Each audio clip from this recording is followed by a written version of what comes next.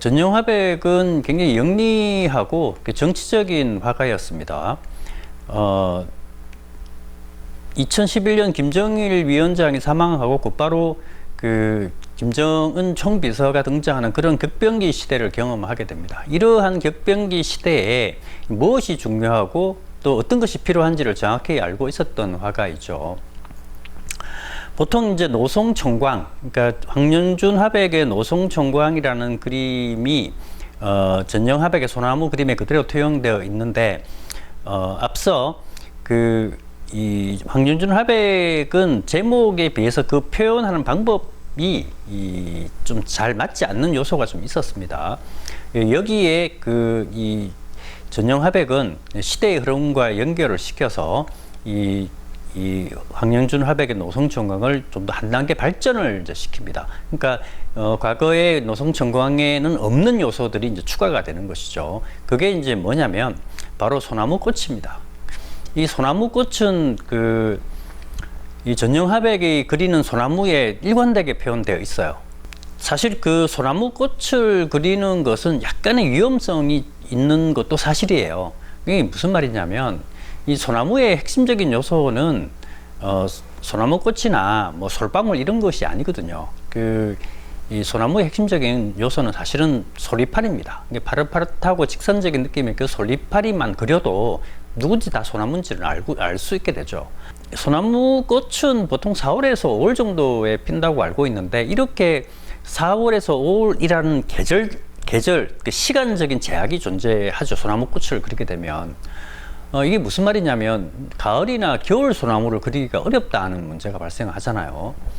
그런데 그 전영화백은 가을이든 겨울이든 봄이든 관계없이 소나무꽃을 일관되게 그립니다. 사실 그런 시간적인 요소를 이제 무시하는 거죠. 말은 무시고 어떤 의미에서는 확장입니다. 이렇게 소나무꽃을 그렇게 일관되게 그리는 데는 이유가 있습니다. 그게 뭐냐면 혁명 전통이, 그러니까 완성된 혁명 전통이 이제 노송의 상징인데, 이 노송이 서서히 늙어갈 거잖아요.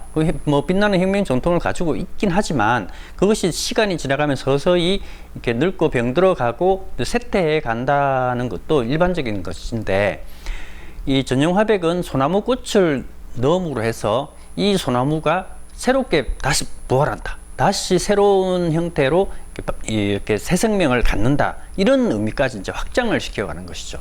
이것을 앞선 정치적인 상황하고 연결을 시켜보면 이 우람하고 이렇게 빛나는 소나무는 김정일 시대를 이야기할 것이고, 그 다음에 거기서 새롭게 피는 소나무꽃은 김정은 시대를 이야기를 한다는 이야기죠. 이게 이제 북한에 있는 사람들은 직관적으로 그런 것을 이제 느낄 수 있게 되는 것이죠.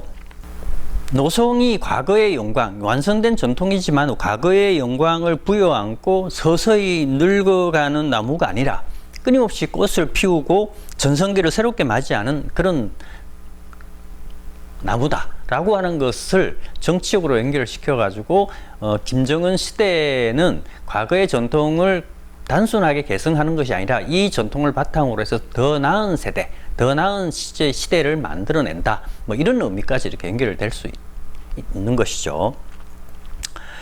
사실 이런 식의 표현은 소나무를 가지고 이렇게 뭐 다양하게 표현을 하는 것은 사실 쉬운 일은 아닙니다.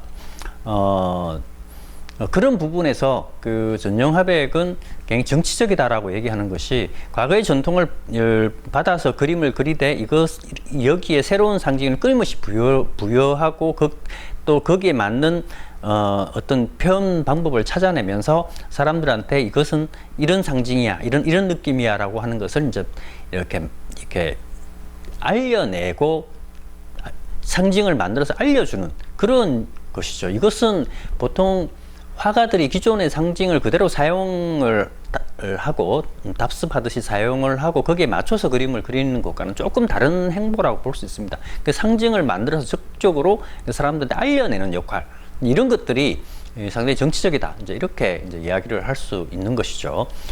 실제 이 전영화백 전용화백을 만났거나 아니면 북한의 이 미술계를 잘 아는 사람들에 의하면 이 전용화백은 조선화 기법연구소의 소장이라고 얘기를 합니다. 이 기법이라고 하는 것이 우리는 단순하게 붓질 방법을 이야기하는 거지만 북한에서는 그런 정도 수준을 넘어서 조형 원리를 이야기하는 것이죠. 앞서 전용화백이 소나무 그림의 뭐 전통적인 요소, 또 시공간을 확장하는 이 방법, 그 다음에 뭐 이런 여러 가지 기법들을 집어넣고 이제 실험을 하는 게 있는데, 이게 사실 그 조선화의 일반적인 조선화의 방식하고는 다른 거거든요. 그러니까 이런 것을 수용하려면 강력한 정치적 힘이 있어야 되고, 이런 것들을 통해 가지고 정치적인 내용들을 그림 속에 이렇게 녹여내는 이런 역할을 이제 하고 있지 않을까 이렇게 생각이 되는데, 전용화백은 그 엄밀히 따져 보면 그 조선화의 다시 말하면 북한 미술계에서도 이제 화가로서의 명성도 있지만 행정가, 그 뭐 미술계의 행정가라는 게 뭐겠어요? 지금은 우리로 치면 뭐 국립현대미술관 관장이나 아니면 뭐 그런 이 역할을 하는 것이죠. 이를테면 뭐 북한의 뭐 행정부나 당이 있으면 그것과 미술 쪽을 연결하는 어떤 정치적인 사업들을 해가고, 그것이 그런 역할을 하는 사람을 행정가라고 이제 표현을 할 텐데, 그런 부분에 굉장히 실세로 그렇게 알려져 있습니다. 그만큼 정치적인 부분에 뛰어나다는 이야기를 할 수 있죠. 그림 속에 아무리 많은 정치적인 내용, 뭐 알맹이를 집어넣는다고 해서 그것을 모든 사람이 다 알 수 있는 것은 아닙니다. 그림이 명작이 되기 위해서는 그런 내용과 관계없이 직관적으로 일단 그림이 멋있어야 하거든요. 아름답고 멋있어야 하지만 대중들은 수용을 하게 되는데, 그림 속에 막 그 어떤 정치적 내용만 많이 집어넣게 되면 이게 뭐 선전화가 되지 않겠어요? 포스터가 되거나. 실제 뭐 북한에서는 선전화를 담당하는 그 부서가 따로 있습니다. 그런 걸 전문적으로 하는 화가들도 있고요. 하지만 그 전용화백은 선전화를 그리는 사람은 아니죠. 화가입니다. 그래서 그 전용화백의 그림은 어찌 보면 굉장히 전형적이고 교과서적인 그림이다, 이렇게 이제 이야기를 할 수 있어요. 이 소나무 그림이.